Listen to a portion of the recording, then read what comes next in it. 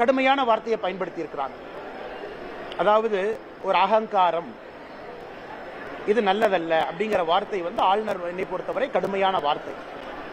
ஆனா ஆளுநர் அந்த வார்த்தையை பயன்படுத்த வேண்டிய கட்டாயத்திற்கு எதற்காக தள்ளப்பட்டார் என்பதை நாம் அனைவரும் உணர வேண்டும்.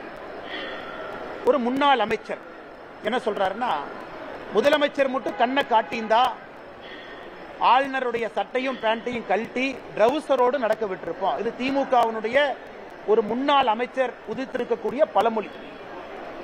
ஆளுநருக்கு எதிராக ஆபாசமான கோஷங்கள், சென்னை முழுவதும் ஆளுநருக்கு எதிராக சுவரொட்டிகள், இதெல்லாம் திமுக ஆளுங்கட்சி பண்றாங்க. இதற்கு முதலமைச்சர் நடவடிக்கை எடுக்கவில்லை என்றால் முதலமைச்சர் ஊக்குவிக்கிறார் அர்த்தம்.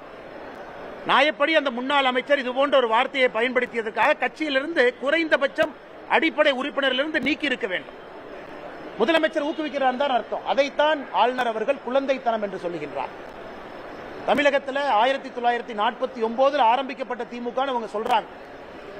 ஆனா அவர்களுடைய நடவடிக்கை என்பது ஒரு குழந்தைத்தனமாகத்தான் இருக்கு. ஆனால் ஆளுநர் அவர்கள் சொல்லியிருப்பது சரியே, அதுல எந்த தவறும் இல்லை. ஆளுநர் இது போன்ற ஒரு கடுமையான வார்த்தையை பயன்படுத்துவதற்கு திமுகவே அந்த களத்தை கொடுத்துட்டாங்க. அதனால்தான் ஆளுநரை பொறுத்தவரை சரியாகத்தான் பேசியிருக்கிறாங்க. இனியாவது திராவிட முன்னேற்ற கழகம் தன்னுடைய போக்கை மாற்றிக்கொள்ள வேண்டும். மிச்சதை விடுங்கண்ணா, ஆளுநரை குற்றம் சொல்றீங்களா, குற்றம் சொல்லுங்க, தவறு கிடையாது. ஆனால் நீங்கள் பயன்படுத்தி இருக்கக்கூடிய வார்த்தைகள் இந்த முறை எல்லையெல்லாம் தாண்டி ஆபாசத்தை நோக்கி, அருவருப்பை நோக்கி சென்று கொண்டிருக்கிறது.